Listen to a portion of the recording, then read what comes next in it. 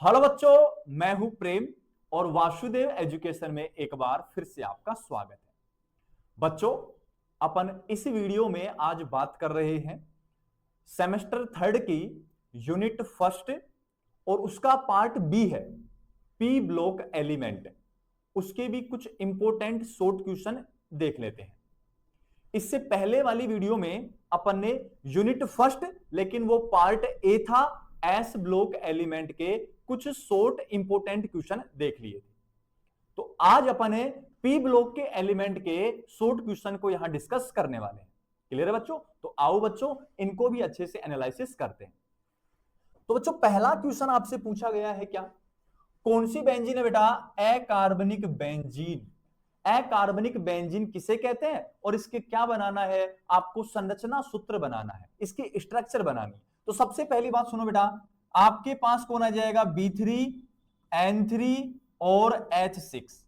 इसको बेटा आप क्या कहते हो? इसको आप कहते हो कौन सी बेंजीन बेटा? अकार्बनिक बेंजीन कहते हो। सबसे पहली बात तो ये क्लियर, यहां तक की बात।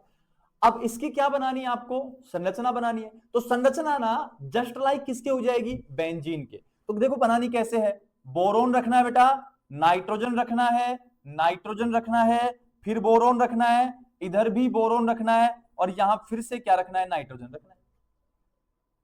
तो बोरोन 1 2 3, नाइट्रोजन 1 2 3, हाइड्रोजन 6 रखने, 6 एक एक रख दे सबके पास। हाइड्रोजन, हाइड्रोजन और हाइड्रोजन और हाइड्रोजन और हाइड्रोजन और यहां भी हाइड्रोजन। डबल बॉन्ड का कॉन्जुगेशन दिखा दे, मतलब double single double single double single double conjugation हो गया। अब ये किसकी संरचना होगी बेटा? अकार्बनिक बेंजीन की। अब अकार्बनिक बेंजीन किसको कहते हैं? जिनमें कार्बन नहीं हो। और देख लो ना, जस्ट लाइक संरचना तो बेंजीन के समान है लेकिन कोई कार्बन उपस्थित नहीं है, इस कारण इसको क्या कहते हैं बेटा? अकार्बनिक बेंजीन कहते हैं। क्लियर यहां तक की बात? जल्दी से स्क्रीनशॉट लो फिर आगे बढ़ते हैं। नेक्स्ट क्वेश्चन देख बेटा। नेक्स्ट क्वेश्चन मैंने कहा है कि H3BO3 इसका नाम होता है बेटा बोरिक अम्ल नाम होता है। क्या नाम होता है? बोरिक अम्ल। जबकि दूसरा कौन सा है? H3PO3 इसका नाम होता है बेटा फोस्फोरस। बोला है मैंने, फोस्फोरिक नहीं कहा मैंने। फोस्फोरिक होता है H3PO4, वो फोस्फोरिक है, लेकिन यहां फोस्फोरस अम्ल है। और इन फोस्फोरस अम्लों की और बोरिक अम्लों की आपको क्या बतानी बेटा? क्षारकता बतानी, बेसिसिटी बतानी है। तो सुनो बेटा, क्षारकता क्या होती है, कैसे निकालते हैं? या तो H+ क्या कर दे दान, या OH- क्या कर ले ग्रहण। इस आधार पर उसकी क्या ज्ञात की जाती है? क्षारकता ज्ञात की जाती है। क्लियर? मतलब कितने H+ दान कर सकता है वो उसको भी क्षारकता से डिनोट करना है, कितने OH- ग्रहण कर सकता है उसको भी क्षारकता से डिनोट करना है। क्लियर? अब मैं एक लाइन कहूंगा कि बोरिक अम्ल की क्षारकता, बोरिक अम्ल की क्षारकता बराबर कितनी होती है बेटा? 1 होती है। जबकि फोस्फोरस अम्ल की जो क्षारकता होती है वो क्षारकता बराबर कितनी होती है बेटा? 2 होती है। अब क्षारकता 1 है तो इसको एक क्षारकीय अम्ल कहते हैं, एक क्षारकीय अम्ल कहते हैं। अरे बेटा मैं ऐसे नहीं कह रहा है कि ये क्षार है, मैं भी कह रहा हूं कि ये अम्ल है, लेकिन इनकी क्या देखनी है? क्षारकता। और क्षारकता देखते हैं H+ दान करने के आधार पर और OH- ग्रहण करने के आधार पर। अम्लता क्षारता की बात नहीं कर रहा मैं केवल क्षारकता की बात कर रहा हूं, बेसिसिटी की बात कर रहा हूं। तो यहां क्षारकता 2 है तो बेटा ये कैसा हो जाएगा? द्विक्षारकीय, द्विक्षारकीय अम्ल हो जाएगा। अब सर ये कैसे कह रहे हो आप? तो अब लिखना क्या बेटा आपको कि बोरिक अम्ल की क्षारकता 1 होती है, अतः यह एक क्षारकीय अम्ल होता है। H3PO3 फास्फोरस अम्ल की क्षारकता 2 होती है, अतः यह द्विक्षारकीय अम्ल होता है। सर हमें थोड़ा समझा दो, तो समझो बेटा H3BO3 ये आपके पास ना बोरिक अम्ल है बेटा, और बोरिक अम्ल को मैं ऐसे लिख दूं क्या? BOH की होल थ्राइस। चलेगा? अब यहां संरचना बनाऊं तो ये बोरोन रहा, ये OH रहा, ये OH रहा और यहां OH रहा। चलेगा यहां तक? अब इसकी क्षारकता कैसे देखी जाएगी? बोरोन के पास बेटा रिक्त क्या होता है, p कक्षक होता है। और क्षारकता को देखने के लिए बेटा इनको कहां घोला जाता है, जल में। जल किस में टूटेगा, H प्लस OH माइनस में। तो यहां टूटेगा ये H प्लस और OH माइनस में टूटता है। क्लियर यहां तक की बात। और जब ये टूटेगा ना तो बोरोन को क्या चाहिए, रिक्त p है, रिक्त p वाले में इलेक्ट्रॉन की कमी है, खाली पड़ा है तो कमी होगी, इलेक्ट्रॉन की कमी है तो इलेक्ट्रॉन चाहिए। इलेक्ट्रॉन किसके पास, माइनस की प्लस, माइनस के पास, जाहिर सी बात है। तो बेटा क्या बनेगा यहां बनेगा BOH, यहां OH, यहां OH, पहले से थे 3 तो एक OH और आ जाएगा, ये लीजिए, पड़ा रहेगा कौन, H प्लस।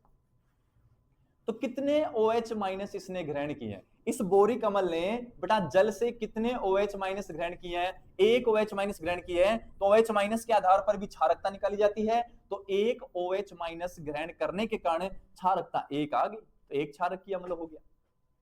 अरे हाँ कि ना बेटा।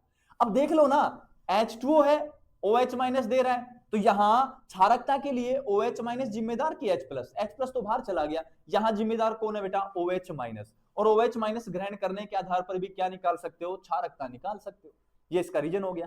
अब मैं समझाऊं किसका, फॉस्फोरिक अम्ल का। और फॉस्फोरस अम्ल जो है ना, फॉस्फोरस अम्ल को देख बेटा, इसको हटा रहा हूं, स्क्रीनशॉट ले लो इसका, इसको हटा रहा हूं और इसको हटा के फिर उसका समझा देता हूं, देखो इधर ध्यान से। नेक्स्ट क्या है, फॉस्फोरस अम्ल बेटा, तो H3PO3।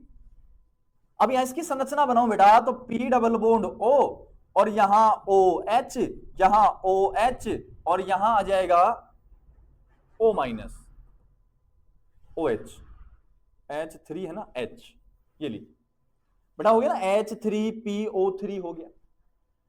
अब यहां क्या करना है बेटा, फास्फोरस कितने बंद बनाता है, 5 बनाता है, और ये तो 5 बना चुका है, इसके पास रिक्त P वगैरह को कोई चक्कर नहीं है। तो ये क्या करेगा बेटा, यहां से ना जैसे इसको जल में घोलोगे तो यहां से H प्लस दान कर देगा, यहां से H प्लस दान कर देगा, तो बनाएगा क्या, P डबल बॉन्ड O, यहां H है, यहां O माइनस, यहां O माइनस, और कितने H प्लस दान कर देगा, 2 H प्लस। और H प्लस दान करना है तो वो भी क्या कहलाती है, क्षारकता से डिनोट करते हैं।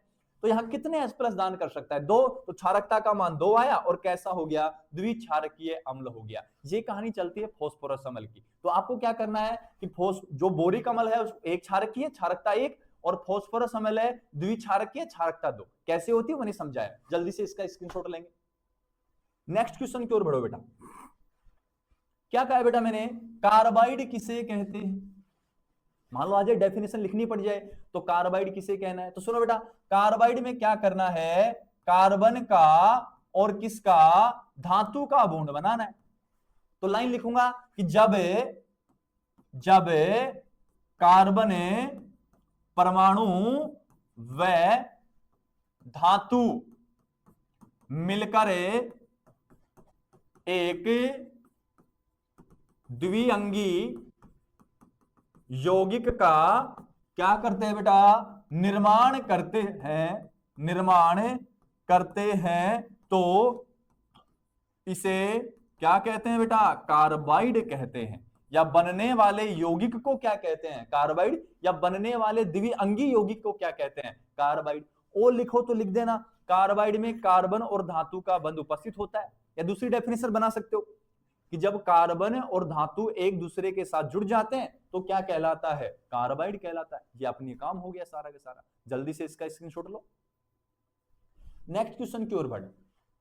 नेक्स्ट क्वेश्चन क्या है बेटा, कि 2 फुलरीन के आपको क्या लिखने हैं, सूत्र लिखने हैं। तो फुलरीन सुन बेटा, एक तो C60 लिख दे, C60 और एक C70 हो गया। और इसको क्या जाना जाता है बेटा, बकीबोल के नाम से भी जाना जाता है। क्लियर है, दोनों को लिख देना आप। नेक्स्ट क्वेश्चन की ओर बढ़ बेटा। नेक्स्ट क्वेश्चन क्या कह रहा है, एल्यूमिनियम बोरोहाइड्राइड की क्या देखनी है आपको, संरचना बतानी है बेटा। अब संरचना तो तब बता पाएंगे ना जब इसका सूत्र पता होगा अपन को। तो ये ले बेटा, एल्यूमिनियम तो ये रहा और बोरोहाइड्राइड BH4 रहा। अब एल्यूमिनियम की वैलेंसी कितनी, 3, तो 3 बॉन्ड बनाता है। तो ये तो हो गया एल्यूमिनियम बोरोहाइड्राइड। अब संरचना अगर बनाऊं मैं इसकी, तो ये तो रहा बेटा एल्यूमिनियम। अब बोरोन के पास 4 हाइड्रोजन, तो हाइड्रोजन और हाइड्रोजन चलेगा, यहां 4 हाइड्रोजन दिखा दी, यहां बॉन्ड बना लिया किसके साथ, एल्यूमिनियम के साथ। ऐसे दूसरे ओर दिखा दे, यहां हाइड्रोजन बोरोन के साथ हाइड्रोजन है, हाइड्रोजन बन गई स्ट्रक्चर।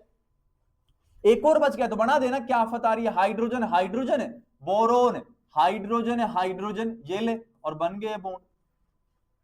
ये संरचना किसकी बन गई बेटा, एल्यूमिनियम हाइड्राइड की संरचना आपके पास बन के आ गई। नेक्स्ट क्वेश्चन की ओर बढ़ो। नेक्स्ट क्वेश्चन क्या कह रहा है बेटा कि फुलरीन में क्या करवानी है, डोपिंग। और डोपिंग से क्या अर्थ होता है ये पूछा गया। तो बेटा डोपिंग का मतलब क्या होता है, कोई भी चीज हो जाए उस चीज की ना गुणवत्ता को बढ़ाने के लिए डोपिंग की जाती है।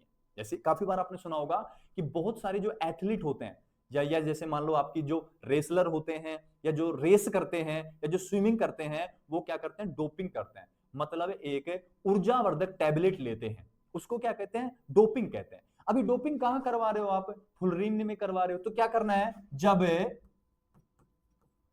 फुलरीन की गुणवत्ता को बढ़ाने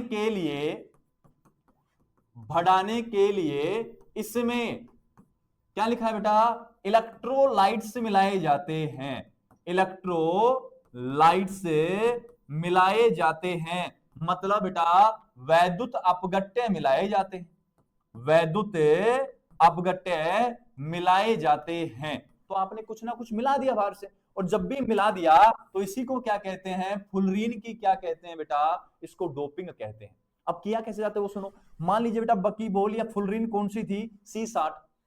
इसका क्या किया, नाइट्रोजन की डोपिंग करवा दी। किसकी, नाइट्रोजन की डोपिंग। तो डोपिंग से क्या बनेगा, C तो 59 है और यहां कौन आ जाएगा, ये लीजिए। अब ये क्या करता है बेटा, जब बॉडी में ना ऑक्सीजन की कमी हो जाती है तो उस ऑक्सीजन की कमी को दूर करता है। इस वजह से फुलरीन में डोपिंग का फायदा होता है। क्लियर यहां तक की बात। और सुन लो बेटा, और भी है K3C60, RB3C60। ये सारे के सारे ना फुलरीन में डोपिंग के उदाहरण है। यहां डोपिंग के तौर पर या भाई है इलेक्ट्रोलाइट्स के तौर पर पोटेशियम मिला गया है, यहां रुबिडियम मिलाया गया। क्लियर यहां तक की बात। तो नेक्स्ट की ओर बढ़ते हैं। नेक्स्ट क्वेश्चन देखिए। नेक्स्ट क्या है बेटा कि टैल्क पूछा गया है और क्या पूछा गया, अबरक। और इनका क्या लिखना है बेटा, आपको रासायनिक सूत्र लिखना है। तो सबसे पहली बात मैं किसके सूत्र की करूंगा बेटा, टैल्क के रासायनिक सूत्र की बात करूंगा। तो टैल्क का रासायनिक सूत्र क्या है बेटा, Mg3। याद रखना है क्या लिखा है, Mg3Si4O10। क्या लिखा बेटा, Mg3Si4O10 और OH की होल 2। ये ली, ये फॉर्मूला किसका है बेटा, टैल्क का रासायनिक फॉर्मूला है। अब बात मैं किसकी करता हूं बेटा, अबरक की बात कर रहा हूं कि अबरक का रासायनिक सूत्र क्या होता है। तो ध्यान से समझना है, सबसे पहले पोटेशियम लिखना है, पोटेशियम के बाद Fe लिखना है और Fe के बाद मैग्नीशियम लिखना है। क्लियर यहां तक की बात। नेक्स्ट 3 लिखना है आपको, क्या, सिलिकॉन। सिलिकॉन कितने बेटा, 3, और यहां भी 3 लगाना है। क्लियर यहां तक की बात। और उसके बाद आपको लिखना है O10, हाँ चल जाएगा बेटा, F, और उसके बाद चलेगा OH। ये जो फॉर्मूला होता है, ये सॉरी 2, ये जो फॉर्मूला होता है, ये फॉर्मूला बेटा किसका होता है, अबरक का फॉर्मूला होता है। क्लियर यहां तक की बात। जल्दी से स्क्रीनशॉट लेंगे फिर आगे बढ़ेंगे। नेक्स्ट देखो बेटा, फ्लोरोकार्बन के आपको क्या लिखने हैं बेटा, उपयोग लिखने हैं। तो क्लोरोफ्लोरोकार्बन ये है बेटा CFC, इसको कहते हैं क्लोरोफ्लोरोकार्बन या फ्लोरोकार्बन। और इसका जो काम होता है वो एक तो शीतलक के रूप में, रेफ्रिजरेटर में शीतलक के रूप में काम आता है।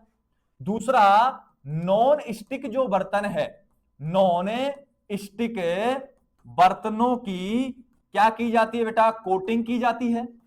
तीसरा किसके रूप में काम आते हैं, स्नेहक के रूप में काम आते हैं। ये काम किसके हैं बेटा, फ्लोरोकार्बन के काम है। नेक्स्ट क्वेश्चन की ओर बढ़ो। नेक्स्ट क्वेश्चन क्या कह रहा है बेटा, S4N4 यौगिक की क्या बतानी है संरचना, मतलब है टेट्रा सल्फर टेट्रा नाइट्राइड की आपको संरचना बतानी है। तो कुछ नहीं करना, बनाना ऐसे बेटा, सल्फर लिखना है, सल्फर 4 नाइट्रोजन लिखने हैं, लिख दे बेटा 4 नाइट्रोजन, ये ले। बाद 2 सल्फर फिर से बनाने हैं, 1 सल्फर 2 नाइट्रोजन जुड़ना चाहिए और 1 नाइट्रोजन 2 सल्फर जुड़ना चाहिए। तो मैं जोड़ रहा हूं बेटा, इसको यहां जोड़ दिया मैंने, इन दोनों को भी यहां जोड़ दिया मैंने, इतना याद रह जाएगा। अब इसको यहां जोड़ दो और इसको इधर जोड़ दो, इसको यहां जोड़ दो और इसको यहां जोड़ दो, इनके बीच में थोड़ा अट्रैक्शन दिखा दो, ये लीजिए, इसको कहते हैं वान डर वाल फोर्स ऑफ अट्रैक्शन। ये जो संरचना आई है बेटा, ये आई है क्रेडल शेप, क्रेडल शेप मतलब पालने के समान, झूला नहीं हो तो बच्चों को झुलाते हैं, उस पालने के समान ये संरचना आपकी रहने वाली है। लिख सकते हो कि S4N4 की ज्यामिति क्रेडल शेप या पालने के समान होती है। क्लियर है बात? नेक्स्ट क्वेश्चन की ओर बढ़ो। नेक्स्ट क्वेश्चन क्या कह रहा है बेटा, दो कठोरतम कार्बाइडों के क्या लिखे हैं उदाहरण, तो सुनो, कठोरतम कार्बाइड पहला कौन सा है, सिलिकॉन कार्बाइड, और दूसरा कौन सा है, टंगस्टन कार्बाइड। ये दोनों के दोनों कठोरतम कार्बाइड के उदाहरण रहने वाले हैं। नेक्स्ट क्वेश्चन की ओर देख बेटा, दो क्या लिखे हैं बेटा आपके पास, त्रिविम सिलिकेट लिखे गए हैं, और दो त्रिविम सिलिकेट के आपको क्या बताने हैं, एग्जांपल्स बताना। उदाहरण सुन बेटा, पहला उदाहरण जो रहेगा इसका वो होता है क्या, जियोलाइट्स होते हैं। कौन होते हैं बेटा, जियोलाइट्स एक प्रकार के 3D सिलिकेट होते हैं। दूसरा जो इसका एग्जांपल रहेगा वो रहेगा बेटा फेल्ड स्पार। क्या लिखा है मैंने, फेल्ड स्पार लिखा है, फेल्ड स्पार नाम लिखा है बेटा मैंने, ये लीजिए, अच्छे से लिख देता हूं। तो दो, ये दोनों क्या है, 3D सिलिकेट के एग्जाम्पल है। नेक्स्ट क्वेश्चन की ओर बढ़ बेटा। नेक्स्ट क्वेश्चन क्या कह रहा है कि बोरेजीन को प्राप्त करने की आपको एक विधि लिखनी है। तो बोरेजीन क्या होता है, B3N3S6, उसको बनाने की आपको विधि देखनी है। तो सुन बेटा, B2H6 कितने मोल, 3 मोल काम ले, डाइबोरेन के, डाइबोरेन के कितने मोल बेटा, 3 मोल काम ले। उसके बाद अमोनिया NH3 के 6 मोल काम ले। और बाकी जो मोल वगैरह मैं बनाना सिखा दूंगा, कैसे बनाना क्या बेटा वो सोच। B3N3H6, अगर ये अकेला लेता तो B आता, 3 चाहिए अपन को तो B3 लगा दिया, 3 मोल ले लिए। नाइट्रोजन कितने चाहिए बेटा, 3 चाहिए, अरे हाँ की ना, तो यहां मैंने क्या लगा दिया, 6 लगा दिया। हाइड्रोजन वगैरह को बैलेंस कर लेंगे सबको। तो बात को समझ बेटा, बनेगा क्या यहां, ये तो क्या बन गया आपके पास, बोरेजिन बन गया। अब सुन, बोरोन कितने हैं, बोरोन कितने बेटा बोल, 6 हैं, तो यहां 2 लगा दूंगा। नाइट्रोजन बोल, अब 3 2 कितना हो गया, 6 मोल रखने पड़ेंगे क्या यार, सोचने वाली बात है। आगे सुने, हाइड्रोजन कितने हो गए, 6 2 12, इधर कितने हैं, 6 3 18 और 6 3 18, 36 हो गए बेटा। इधर अभी 12 है, बच कितने गए बेटा, अरे 24 बच गए बेटा, 24 बच गए तो 12H2 बाहर निकल जाएंगे, क्या निकल जाने दे। अपन को क्या बनाना है, अपन को बोरेजीन बनाना है, और यह विक्रिया होती है 200 डिग्री सेल्सियस से 300 डिग्री सेल्सियस टेम्परेचर पर गर्म करना होता है। तो डाइबोरेन की विक्रिया अमोनिया के साथ 3 और 6 मोल याद रखने, 1:2 याद रखना है आपको, और यहां बोरेजिन बनता है और 12 मोल H2 के यहां बाहर निकलते हैं। नेक्स्ट क्वेश्चन की ओर बढ़। नेक्स्ट क्वेश्चन क्या कह रहा है बेटा, सभी सिलिकेटों के संरचना की मूल इकाई लिखना है। तो सभी सिलिकेटों की संरचना की मूल इकाई होती है SiO4-4। नेक्स्ट क्वेश्चन की ओर बढ़ बेटा। नेक्स्ट क्वेश्चन क्या कह रहा है, चादरनुमा सिलिकेट और श्रृंखला सिलिकेट का एक क्या लिखना है आपको, उदाहरण लिखना है। तो चादरनुमा सिलिकेट के जो उदाहरण है वो है बेटा, एक तो आपके पास टैल्क रहा और दूसरा आपके पास कौन सा है, अब्रक है बेटा। दोनों के मैंने रासायनिक सूत्र भी दिखाए हैं, चाहो तो वहां से लिख सकते हो। नेक्स्ट कौन बेटा, श्रृंखला सिलिकेट, और श्रृंखला सिलिकेट का उदाहरण है एस्बेस्टोस है बेटा। कौन है बेटा, एस्बेस्टोस, यहां श्रृंखला सिलिकेट का उदाहरण रहने वाला है। नेक्स्ट क्वेश्चन देख। नेक्स्ट क्वेश्चन पूछा है बेटा, बोरेन क्या है, बोरोन नहीं बोला मैंने, बोरेन बोला है। तो सुनो क्या कहना है, बोरोन व कौन सा परमाणु बेटा, हाइड्रोजन परमाणु, बोरोन व हाइड्रोजन परमाणु मिलकर एक रासायनिक यौगिक का निर्माण करते हैं। रासायनिक यौगिक का क्या करते हैं बेटा, निर्माण करते हैं, निर्माण करते हैं। इसे क्या कहते हैं बेटा, बोरेन कहते हैं। एग्जांपल लिखूं, BH3 रहा बेटा बोरेन, B2H6 रहा बेटा, B5H9 रहा बेटा, B5H11 रहा बेटा। ये सारे बोरोन और हाइड्रोजन से मिलकर बने, तो इन सभी को क्या कहा जाता है, बोरेन कहा जाता है। क्लियर यहां तक की बात। नेक्स्ट क्वेश्चन की ओर बढ़ बेटा। नेक्स्ट क्वेश्चन क्या कह रहा है कि निम्न के क्या लिखने हैं आपको, आईयूपीएसी नाम लिखना है बेटा। तो सुनो, पहला कौन है, B5H9 है। यहां बोरोन कितने हैं बेटा, जितने बोरोन हैं उसकी संख्या के आधार पर बोरेन का नाम दे दो, तो इसका नाम बनता है पेंटाबोरेन, पेंटाबोरेन। और यहां हाइड्रोजन की संरचना या हाइड्रोजन की संख्या कितनी है, 9, तो इसका नाम हो जाएगा पेंटाबोरेन 9। भाई पेंटाबोरेन 5 बोरेन, 9 दर्शा रहा है हाइड्रोजन की संख्या को, तो इसी आधार पर इसका नाम भी पेंटाबोरेन तो है, लेकिन बेटा हाइड्रोजन कितने हैं, 11, तो इसका नाम बना पेंटाबोरेन 11। क्लियर है बात। नेक्स्ट क्वेश्चन की ओर बढ़ो। नेक्स्ट क्वेश्चन पूछा बेटा, कदली बंद पूछा है, और कदली बंद को कहते हैं बेटा केला बंद कहते हैं, बनाना बोंड कहते हैं। तो सुनो, मैं एक लाइन लिखता हूं कि ये एक प्रकार का सहसंयोजक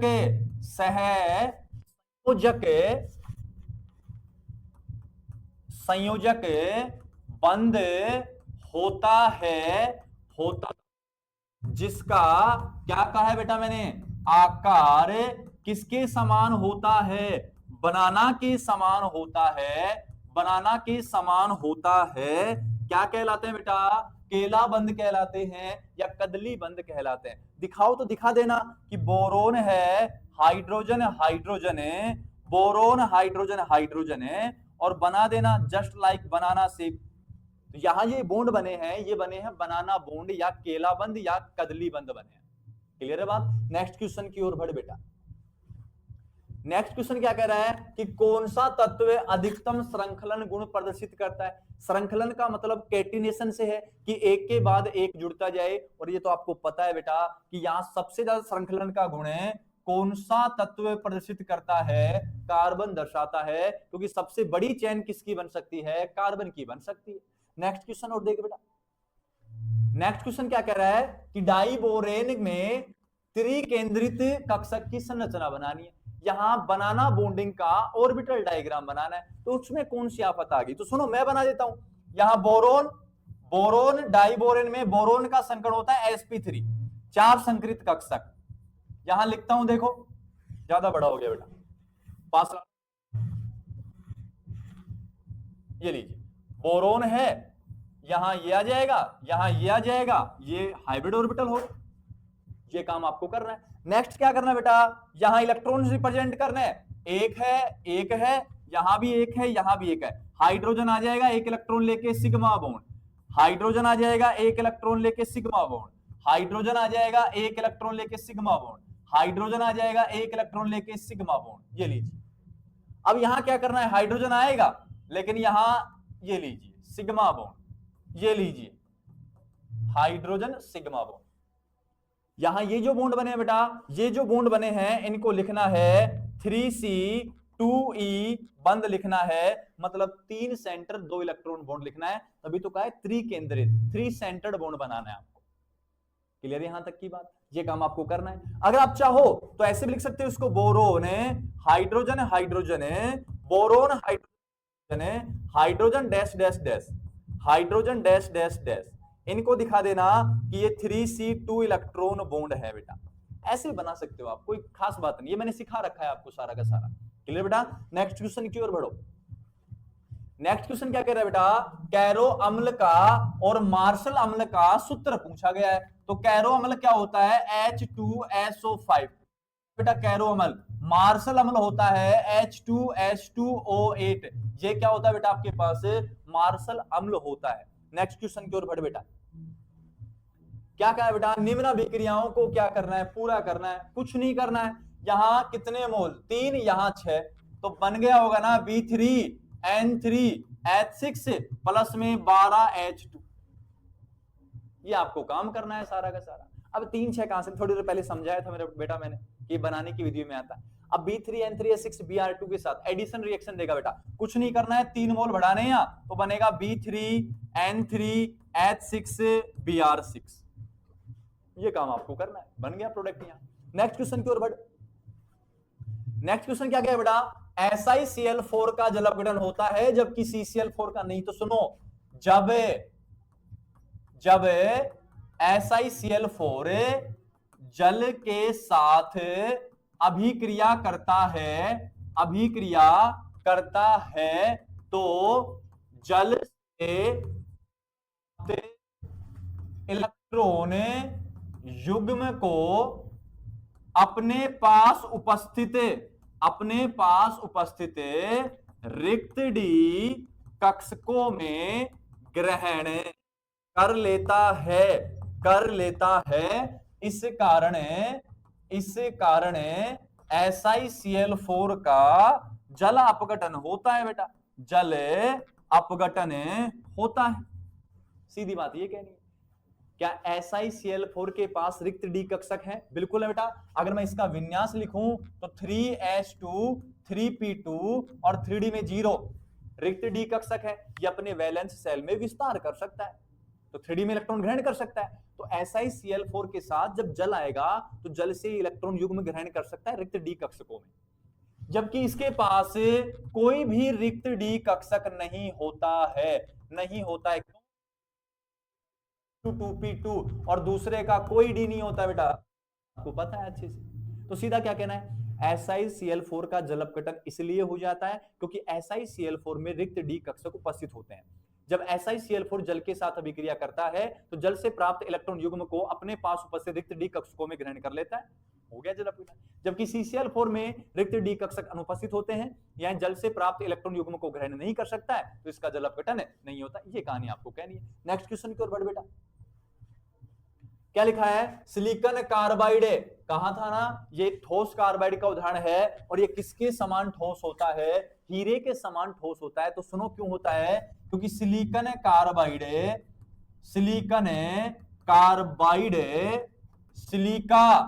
सिलिका व ऑक्सीजन मिलकर जालक संरचना बनाता है। जालक संरचना मतलब कैसी संरचना, ठोस संरचना बनाता है। इस कारण यह हीरे के समान कैसा होता है बेटा, ठोस होता है। कौन, सिलिकॉन कार्बाइड। ये कुछ बेटा इंपॉर्टेंट क्वेश्चन थे जो आपके एग्जाम में आने की संभावना है, बस क्लियर है। बाकी आप अपनी तैयारी पूर्ण रूप से जारी रखिए, जब भी आपको हमारे सहयोग की जरूरत पड़े हम आपके लिए हाजिर रहने वाले हैं।